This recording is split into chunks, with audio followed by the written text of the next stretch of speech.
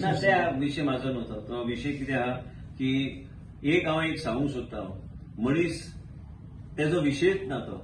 जे विषय ज्या तरेन मांडला त्या तरेन त्यांनी कसलेच जमीन कन्वर्ट करून घेवंक ना. Chief secretary has not converted a single inch of land in the state of Goa. And as far as the chief secretary is concerned, he is an excellent human being and a good officer.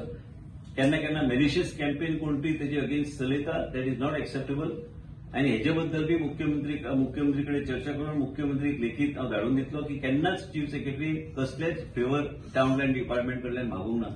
जर कोणी तरी ते काम करून घेतला आणि ते बी विशयान check केल्ले आसा ते कायद्या अनुसार जाल्ले आसा. पण योगायोग जेन्ना चीफ सेक्रेटरी राज्याचो कितेंय जर घेवपाक वयता ताका राज्य सरकाराचें परमिशन लागता आनी ते राज्य सरकाराचें परमिशन तेणी घेतलेलें आसा.